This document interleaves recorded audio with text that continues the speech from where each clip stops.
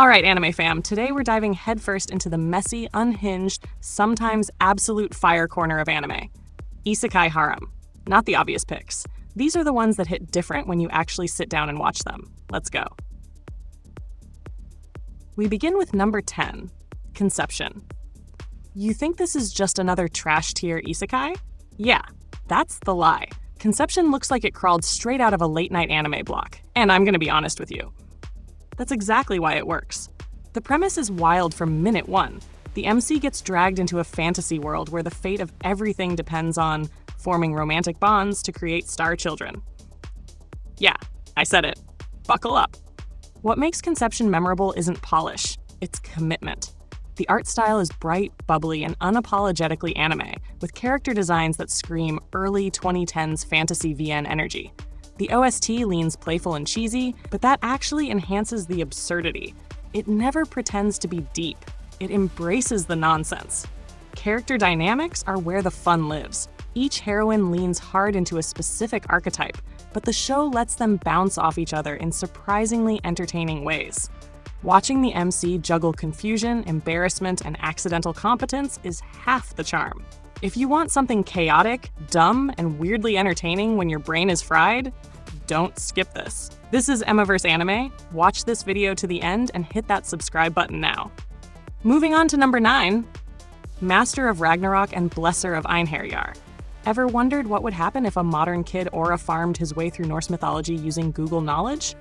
That's Master of Ragnarok, and I'm gonna be real with you. It's a power fantasy on steroids. The anime wastes zero time establishing dominance. The MC isn't just strong, he's strategic. Watching him use modern logic to outplay entire clans feels satisfying in that, yeah, this is ridiculous, but I'm locked in kind of way. The animation isn't top tier, but the battle staging carries weight. Shields clashing, formations breaking, chaos everywhere. What really sells it is the harem dynamic. These aren't passive background characters. They're warriors, leaders, and believers who genuinely buy into the MC's vision. The emotional loyalty hits harder than expected, especially when war losses start stacking. The soundtrack leans heroic, almost chanting at times, giving battles a mythic vibe. If you like war-driven isekai with heavy leadership fantasy and zero shame about it, this is your lane. Now looking at number 8, Isekai Cheat Magician. You think you've seen overpowered MCs before? Cool. Now watch one break the magic system on arrival. Isekai Cheat Magician feels familiar, until you realize it's not trying to reinvent the wheel. It's trying to drive it through a wall. The pacing is clean, almost comforting. The animation stays consistent, spell effects glow with weight, and combat scenes actually feel readable instead of chaotic noise. There's a satisfying rhythm to how magic is cast. Chance, build-up, release. It feels earned. The harem element grows naturally through shared battles and trust, not instant attraction. I'm gonna be honest with you.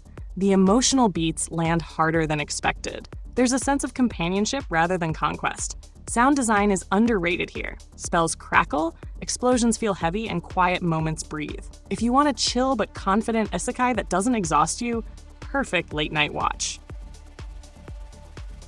Sliding into number 7, My Isekai Life. This anime looks cute until it emotionally jump scares you with vibes. My Isekai Life is calm, cozy, and deceptively powerful. The MC isn't loud, dramatic, or edgy, he's just competent. And somehow, that's refreshing. The art direction leans soft and pastel, making monster fights feel oddly serene. Slimes are expressive, adorable, and surprisingly useful, creating a unique companion dynamic instead of a traditional harem overload. But trust me, the attention still stacks. Music is gentle, almost therapeutic. Battles don't feel explosive, they feel controlled. There's a quiet confidence in how the MC handles threats, and that energy bleeds into the entire show. This anime feels like drinking cold water after binge-watching chaos. If slow burn strength and peaceful dominance is your thing, this will still scratch that itch. Now at number 6, The Fruit of Evolution. You think this is just another ugly duckling glow-up story? Nah, this is maximum evolution chaos. The Fruit of Evolution starts awkward, uncomfortable, and borderline cringe, then flips the table and leans fully into absurdity. Animation gets better as the story progresses, mirroring the MC's growth. The sound design leans comedic, with exaggerated effects that make every ridiculous moment hit harder. And let's talk character dynamics. They are unhinged in the best way. The harem doesn't feel traditional. It feels like a parade of bizarre personalities orbiting a guy who used to be invisible. That emotional contrast actually works. Watching confidence grow without erasing past trauma? Rare. If you want loud, dumb, self-aware fun that somehow still has heart, don't sleep on this. Cracking the top 5, The Eighth Son? Are you kidding me? Ever felt like life gave you nothing, then suddenly everything? Yeah, this anime understands that feeling. The Eighth Son is a slow-burn political isekai with harem elements that feel earned, not rushed. The world building is clean. Castles feel heavy, magic has rules, and nobility politics actually matter. The OST leans classical, grounding the fantasy with elegance. You feel the weight of responsibility on the MC's shoulders. Romantic dynamics build through shared struggle and loyalty, not instant attraction. The anime respects patience and rewards it. If you enjoy structured worlds, strategic growth, and mature pacing, this is a sleeper hit. Number 4, problem children are coming from another world, aren't they? This one kicks the door down and never apologizes. Problem Children is loud, stylish, and dripping with attitude. The animation pops with bold colors and exaggerated motion. Every fight feels theatrical. The MCs radiate main character energy without being annoying. The harem dynamics are playful, competitive, and full of sharp banter. The soundtrack?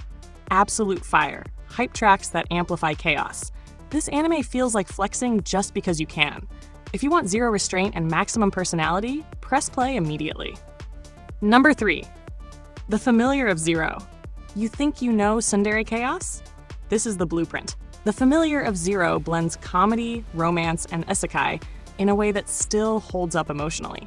The animation may show its age, but the character writing carries hard. Louise and Saito's relationship is volatile, funny, and weirdly heartfelt. Music enhances emotional swings beautifully. This anime understands emotional payoff.